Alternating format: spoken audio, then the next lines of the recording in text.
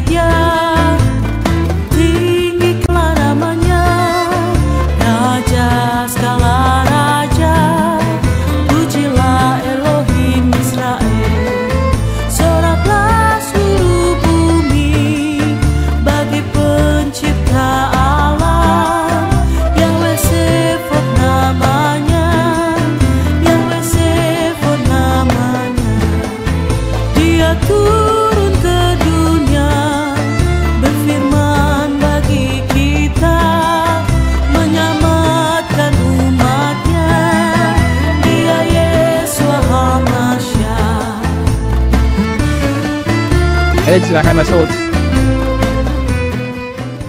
Ya, ini tempat saya ini tahu itu ada pernyataan festival ramai Bible bahwa yang dilahirkan di atas muka bumi menurut Lukas 2 ayat yang ke-11 adalah Yahweh.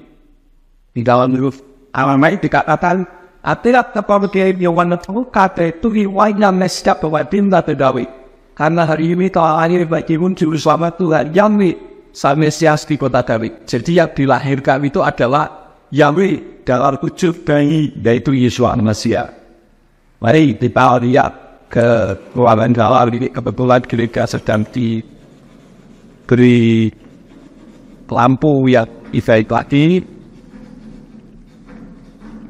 Nah ini kalau hari Minggu bisa ditata kursinya.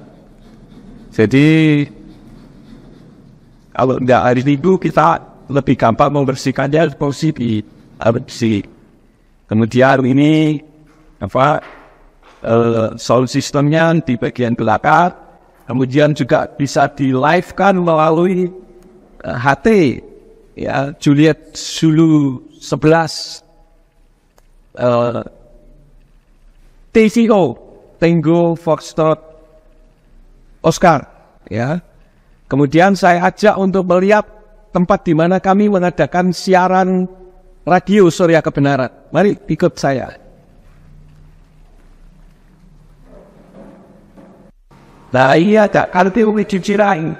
Jemaat diajak untuk jujur, ambil sendiri, makan sendiri, bayar sendiri. Kalau ada kembalian, ambil kembaliannya sendiri. Ya, ayo kita naik ke atas.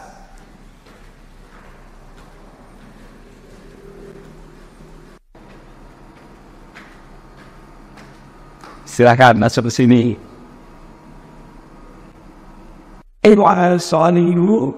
Kemudian bagian belakang green screen yang bisa diolas untuk video. Kemudian ini ruangan soal menu.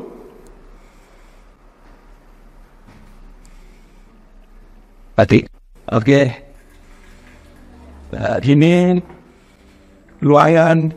Ya, ini adalah ruangan siaran radio. Ini Vivi yang sedang siaran. Ya, dan ini live. Bisa juga didengar secara streaming sehingga didengar dari seluruh dunia. Begitu. Nah, itu dia.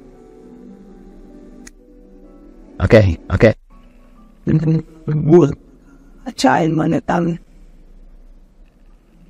Ya sahabat Surya Kebenaran, itulah lagu-lagu yang dihadirkan di program Miss Musik Istirahat Siang. Di siang hari ini, Vivi sudah hadirkan lagu dari jam 1 sampai jam setengah 3 sore.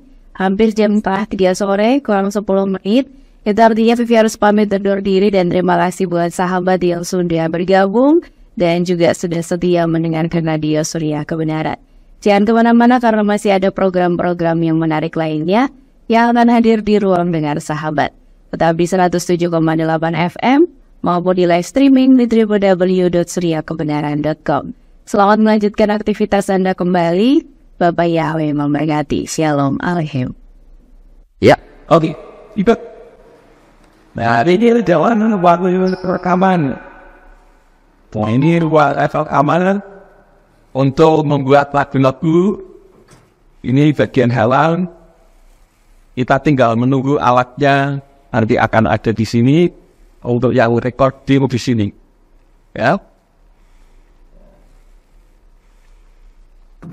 Oh, udah. Jadi siapkan ya, Pak. Oke. Itulah semuanya untuk kemuliaan Bapa Yahweh. Ayo. Oke, saya akan ajak untuk melihat alatnya. Nah, ini yang sebelah sana itu pemancarnya, yang sini powernya. Dan ini harus on 24 jam dan selalu ber-AC sehingga suasana udaranya dingin terus. Oke.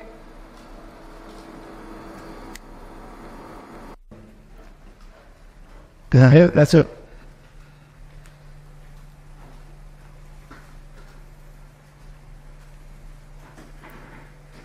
Ya, silakan. Ini buku apa aja ini, Pak? Nah, ini yang disebut Talmud. Ini Talmud Bavli. Dan Talmud itu ada banyak sekali. Kalau di dalam Islam itu kira-kira hadis gitu. Jadi kalau saya mau memberi Talmud, satu ruangan ini tidak akan muat. Kemudian ini kitab suci Aramaic Bible. Kitab suci Perjanjian Baru berbahasa Aram. Ini yang disebut Peshitta. Kemudian ini Tanakh. Hebrew Inggris. Kemudian ini ada juga kitab suci Christian Community Bible Catholic Pastoral Edition. Di sini juga dikatakan tentang nama Yahweh, ada ribuan juga nama Yahweh. Misalkan di dalam pasalnya ke-42 yang tadi yang gampang ini ya. Ayat yang ke-8 dikatakan, I am Yahweh, that is my name. I will not give my glory to another or my praise to graven image. Ini salah satu contoh. Itu Alkitab Katolik, Pak. Jadi umat Katolik sudah paham itu. Yang versi untuk pastor itu, Pak ya? Ya, Muslim Katolik. Kemudian ini yang disebut Zohar. Kalau ini Hebrew English Bible, ini yang disebut Tanakh, Torah, Nevi'im, Ketuvim, dan Wahafrit Nakadasa. Karena ada perjanjian baru juga di sini ya dalam bahasa Ibrani. Ya. Jadi kemudian ini yang Hebraic Root Version dari Hebraic Root Version yang sudah diterjemahkan ke bahasa Indonesia. Kemudian ini buku Name of God. Di sini juga menerangkan siapa yang itu. Dan buku-buku ini saya beli kalau saya ke Amerika karena di sini tidak ada yang jual. Kemudian ini John Hagee, Jerusalem Countdown. Di sini juga dikatakan tentang ada yang mengungkapkan tentang nama Yahweh juga. Nah ini. Who is Allah? The name Allah came from an Arabic word that had to do with the worship of the moon god in pre-Islamic Arabia. Allah cannot be found in the Hebrew Old Testament or the Greek New Testament. Allah is not the same as the God of Abraham, Isaac, and Jacob according to the Bible. God is knowable. Ini contohnya. Kemudian ada lagi. Ada banyak sebetulnya di luar. Ini ya bahasa Inggris. Yod-Heh-Waw-Nya tidak diganti, tetapi ditulis transliterasinya. YHWH. Ini. Ya. Kemudian mana lagi? Ini ada kitab suci The Name of God's Bible. Nah ini perjanjian lamanya ada Yahweh, ada Elohim, tapi keseluruhannya dalam bahasa Inggris. Kemudian yang perjanjian barunya di sini tertulis Yeshua, karena Yeshua itu nama asli dari Yesus Kristus. Karena Yeshua itu dari komunitas Ibrani, bukan dari komunitas Yunani atau yang lain. Jadi ada banyak sekali. Kemudian ini ada lagi Islam and the Jews oleh Mike A. Gabriel PhD. Ini jadi banyak sekali referensi-referensi yang saya koleksi, termasuk di rumah masih ada. Ini kitab suci berbahasa Belanda. Ini juga pakai Yahweh, ya. Ini kitab suci Sepet, ini juga pakai Yahweh. Ada banyak lagi yang lain. The Salvaniwul, Miracle of Miracles, ini juga menyebut nama Yahweh. Jadi ada banyak sekali buku-buku yang saya miliki, tetapi tidak pernah saya beli di Indonesia dan seperti ini memang sulit, harus belinya di luar negeri. Ngobrol-ngobrol soal ini ini kan masih lama kisah manager. Ya, jadi di cerita ini saya mau banyak dulu teman ya hal-hal aktif itu ini. Oke, makasih Pak dia dulu. Selamat siang Pak Yakub. Selamat siang. Ya, hari ini saya ingin menanyakan beberapa hal yang mungkin menjadi fenomena di Indonesia beberapa tahun terakhir ini. Salah satunya adalah mengenai nama yang ada di baju Bapak sekarang, Pak. Iya. Ya. Jadi setelah saya melihat banyak pengajaran, terutama yang beredar saat ini di YouTube dan di televisi gereja lokal masing-masing, bahwa sebenarnya nama Yahweh itu adalah nama Bapak Sorgawi kita yang benar. Tetapi saat ini kok baru ada segelintir gereja yang gembalanya menggunakan atau mengembalikan nama Yahweh ke dalam ibadah mereka. Nah, pertanyaannya Pak, salah satu hal yang sering saya dengar adalah bahwa ada yang beranggapan bahwa Tuhan itu mau dipanggil dengan nama apa saja. Menurut Bapak bagaimana? Ya. Tuhan mau dipanggil dengan apa saja. Itu ayatnya di mana? Yang jelas tidak ada. Di dalam kitab Keluaran katakan bahwa Tuhan tidak ingin namanya dipanggil dengan sembarangan. Nah, dipanggil dengan sembarangan saja jangan, kok dipanggil dengan apa saja? Itu jelas tidak mungkin. Mungkin pertanyaannya, kenapa kok orang Yahudi mengganti menjadi Hashem atau Adonai? Sebetulnya orang Yahudi mengganti menjadi Hashem atau Adonai itu karena mereka lebih taat kepada Talmud, yaitu di dalam kitab Ravat Sotah 38b, Mislah Sotah pasal 7 ayat yang ke-6, dan Mislah Tamid pasal 7 ayat yang ke-2. Dan itu adalah untuk orang-orang Yudaism. Tujuannya apa? Untuk menghormati. Dan di dalam ayat-ayat tersebut sebetulnya yang tidak boleh adalah kalau menyebut di luar dari sinagog. Tujuannya apa? Supaya nama Yahweh tidak dipergunakan untuk main-main, untuk bercanda, atau untuk dilecehkan. Artinya untuk dihormati. Namun terjadi banyak distorsi di sini. Sehingga sekarang di sinagog pun mereka sudah mengganti menjadi Hashem atau Adonai. Padahal di dalam ayat tersebut berlakunya hanya untuk di luar sebetulnya. Kira-kira begitu. Jadi kalau di Indonesia ini orang tidak mau menyebut nama Yahweh, ya sama saja dengan orang Yahudi Yudaism yang tidak mau menyebut.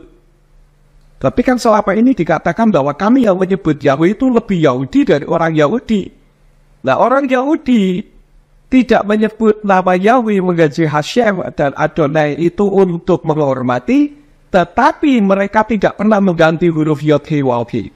Sedangkan kalau khususnya di negara kita, di Indonesia, sudah berani mengganti YHWH menjadi nama sesembahan lain. Nah, yang lebih Yahudi dari orang Yahudi siapa kira-kira? Oke.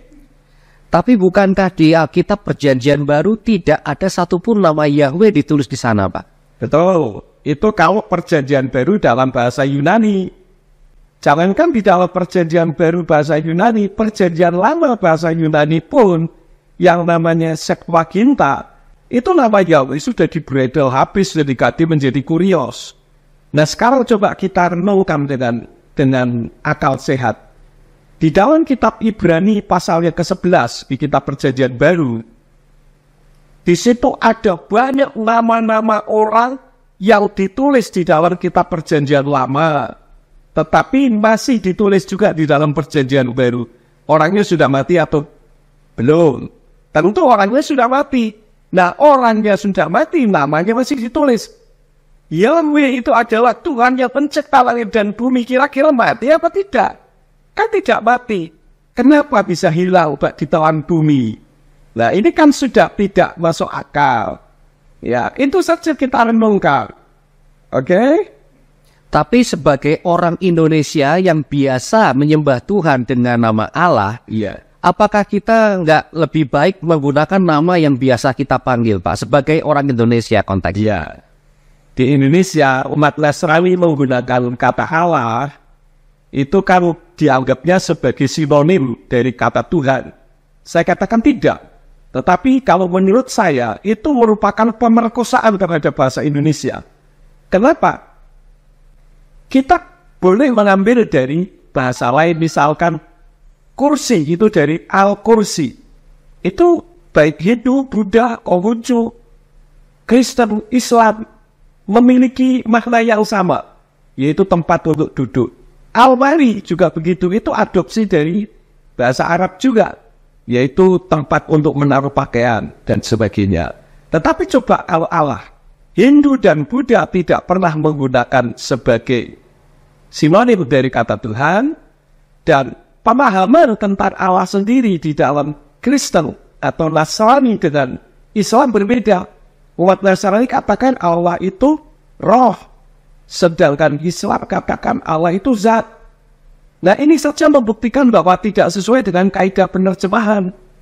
Dan nama tidak bisa diterjemahkan. Sedangkan Allah itu adalah nama diri sesembahannya umat Islam. Kita hargai saja, kita kembalikan kepada yang berhak. Karena umat Nasrani tidak punya Allah sebetulnya. Umat Nasrani punyanya Elohim, yaitu Tuhan, Yahweh, pencipta langit dan bumi, yang turun ke dalam dunia dalam wujud manusia, yaitu Yeshua HaMashiach. Dan dia yang berdiam di dalam diri kita, yang disebut Immanuel. Emuna anafnu Elohim, artinya Elohim yang berdiam di dalam kita. Manunggal menjadi satu, seperti di dalam kitab suci Perjanjian Baru dalam bahasa Jawa. Itu dikatakan manunggal. Itu. Jadi menurut Bapak, sebenarnya Yahweh adalah nama, sama seperti Allah juga sebenarnya adalah nama, Pak. Nah, Yahweh itu nama, Allah itu juga nama. Jadi jangan dipaksakan untuk menjadi sebutan. Karena sebutan beda dengan nama. Sebutan itu guru, hakim, Tuhan, Lord, God, itu sebutan. Tapi kalau Yahweh, Allah, Yanto, Yakob, nah itu nama. Jadi bagaimana menurut Bapak beberapa gereja yang menyebut nama Tuhan dengan nama Allah Yahweh? Nah, itu kalau menurut saya karena belum paham. Dianggapnya Allah itu adalah sebagai sebutan atau sinonim dari kata Tuhan. Artinya Tuhan Yahweh. Tidak bisa, itu dua nama yang digabung menjadi satu. Karena di dalam agama-agama lain tidak pernah menggunakan nama Allah itu sebagai sebutan. Gitu. Salah satu hamba Tuhan yang kami wawancarai berkata bahwa sebenarnya di Perjanjian Lama tidak pernah dituliskan bahwa nama Tuhan kita adalah Yahweh. Menurut beliau, yang lebih tepat adalah Tuhan menyatakan bahwa aku adalah aku, dan itu bukan nama. Bagaimana menurut Bapak? Ya, aku adalah aku, Eye Aser Eye, itu ada di dalam kitab Keluaran pasal 3 ayat 14. Baca dong ayat 15-nya. Di situ diungkapkan bahwa Yahweh itu namanya, yaitu Tuhan yang disembah oleh Bapak Abraham, Ishak dan Yakub dan sesembahan nenek moyang bangsa Israel. Di dalam Yesaya pasal 42 ayat yang ke-8 juga katakan Ani Yahweh Husmi. Aku Yahweh itu namaku. Jadi sudah sangat jelas bahwa Yahweh itu nama. Dan itu tidak bisa diterjemahkan. Bagaimana dengan pendapat bahwa dipanggil dengan Bapa saja cukup? Oke, kalau dipanggil dengan Bapa saja cukup, boleh. Tetapi itu belum memanggil namanya. Baru memanggil dengan sebutannya. Dan itu tidak bermasalah. Cuman kan Bapak punya nama. Yang penting Anda tahu bahwa namanya adalah Yahweh. Bukan namanya Hawa. Itu sesuatu yang berbeda. Jangan dijadikan satu. Gitu.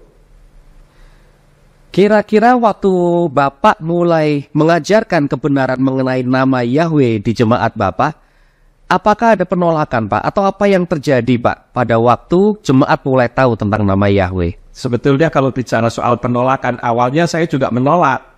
Tetapi setelah saya pelajari secara saksama, baik secara arkeologis, secara historis, secara teologis, dan banyak sisi yang lain, saya baru mengakui bahwa itu satu kebenaran yang hakiki, yang tidak bisa dipungkiri lagi. Kemudian saya ajarkan kepada jemaat. Memang saya sudah mempelajari terlebih dahulu konsekuensinya. Apa yang terjadi kalau saya ajarkan? Jemaat tidak ada yang menolak. Hanya orang-orang tertentu yang menolak, dan mereka orang-orang yang berwibawa. Orang yang punya otoritas di dalam gereja.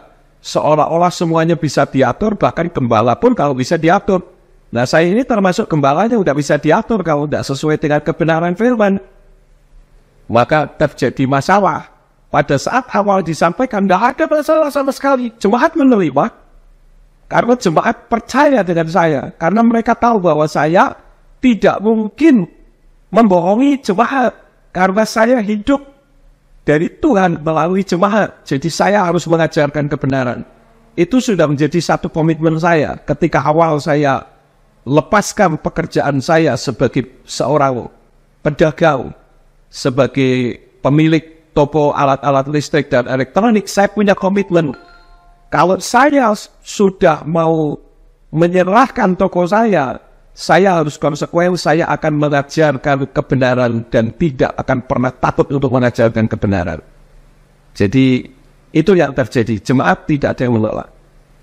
Pada waktu kami mencari informasi mengenai Bapak Yakub Sulistyo di Google, muncul juga beberapa artikel yang menyatakan bahwa Bapak itu sesat. Dan setelah kami pelajari lebih lanjut, ternyata sesat karena Bapak mempopulerkan nama Yahweh. Saya mengutip seorang hamba Tuhan yang berbicara mengenai Bapak, bahwa dikatakan Pak Yakub itu aneh karena nama Bapak kita di surga tidak berhubungan dengan keselamatan sama sekali. Ngapain repot-repot Pak mengembalikan nama Bapak Yahweh kalau tidak berhubungan dengan keselamatan? Benar. Kalau tidak ada hubungan dengan keselamatan, saya adalah orang yang paling bodoh di dunia. Tetapi saya katakan di dalam Yesaya pasal 43 ayat yang ke-11, di sana dikatakan, Anoki Yahweh wa emi bal ademosia. Akulah Yahweh, tidak ada juru selamat selain aku. Dalam perjanjian baru, Roma 10 ayat 13, di sana dikatakan, Kikol asyar dikrak besem Yahweh yimalet. Sebab barang siapa yang bersama dalam nama Yahweh akan diselamatkan. Artinya, Yahweh itu juru selamat. Lalu bagaimana kaitannya dengan Yeshua? Yeshua itu adalah Yahweh ketika turun di dalam dunia dalam wujud manusia. Jadi apa yang saya sampaikan, karena saya tahu bahwa nama Yahweh itu ada kaitannya dengan keselamatan, saya tidak mau keluarga saya binasa. Lebih baik saya dibinasakan orang daripada saya dibinasakan Tuhan. Itu. Boleh diceritakan sedikit Pak mengenai pengalaman Bapak sehubungan dengan rekan-rekan Bapak yang lain sesama hamba Tuhan atau sesama pendeta pada waktu Bapak mulai memperkenalkan nama Yahweh kepada teman-teman Bapak gembala-gembala sidang di gereja lain? Ya, mereka bilang nggak ada yang salah, semua benar. Cuma sinode kita kan belum Pak Yakub, jadi jangan mendahului sinode gitu ya. Ada beberapa macam alasan lah. Tetapi kalau saya tidak demikian. Saya ini orangnya konsekuen. Dan saya mengajarkan apa yang tertulis dalam kitab suci. Saya tidak bekerja untuk sinode. Saya bekerja untuk Tuhan. Jadi apa yang Tuhan katakan itu yang saya lakukan.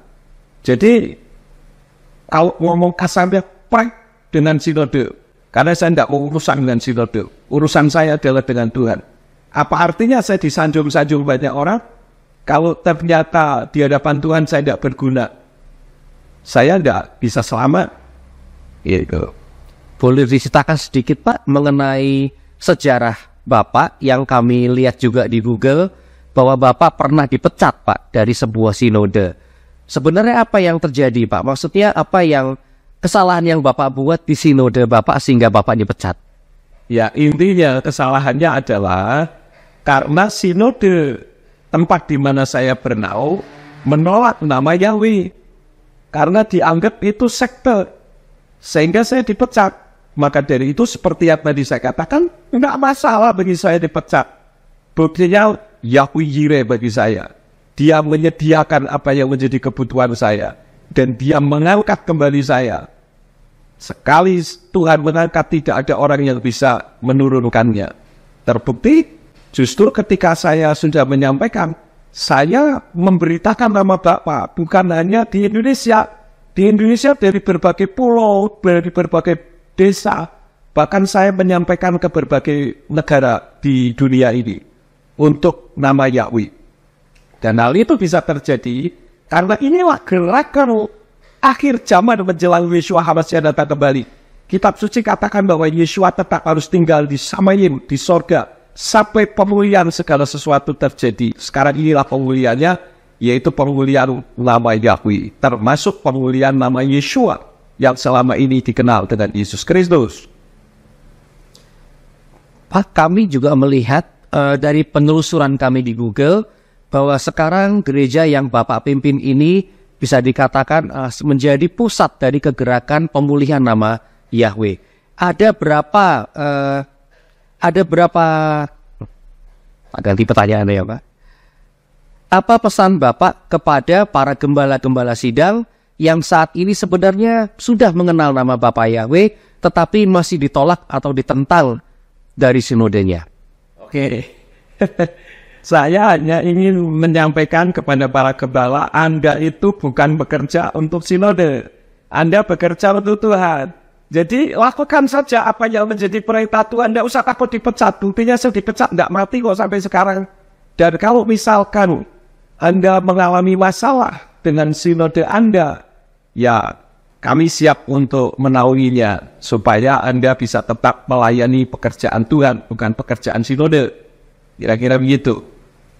Bagaimana bila ada gembala sidang yang ingin belajar dari Pak Yakub? Apakah kiranya dari gereja yang Bapak pimpin mau memberikan seminar atau penjelasan lebih lanjut?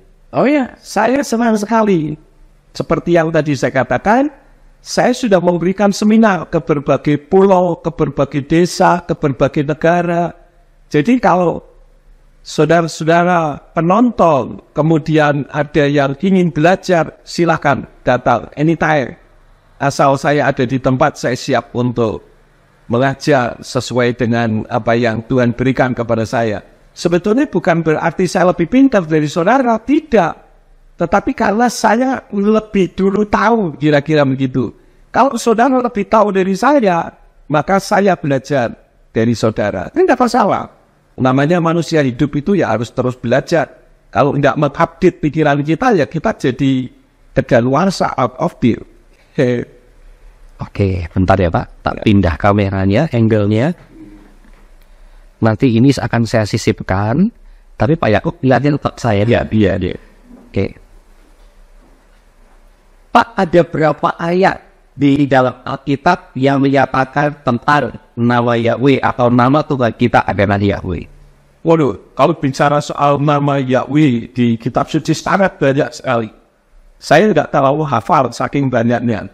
Tetapi yang jelas bahwa yang sering saya jadikan referensi kan dua cukup. Ya, kan Torah katakan dua saksi itu sudah lebih dari cukup. Jadi saya pikir tidak terlalu banyak.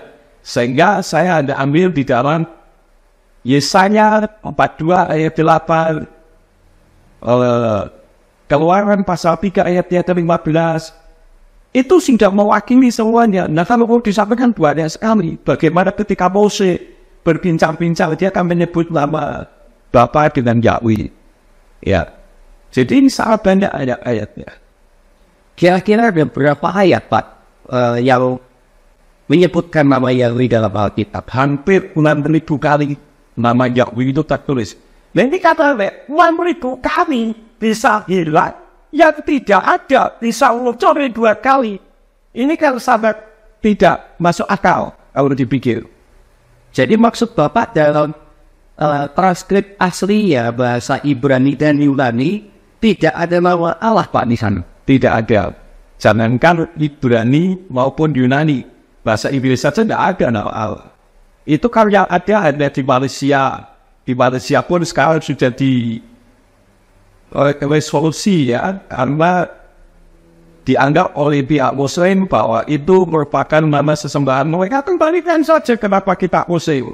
Kemudian Kristen Arab, ya, Kristen Arab itu ada nama Allah sejarahnya karena pada saat penerjemahan dulu itu ada di bawah penekanan.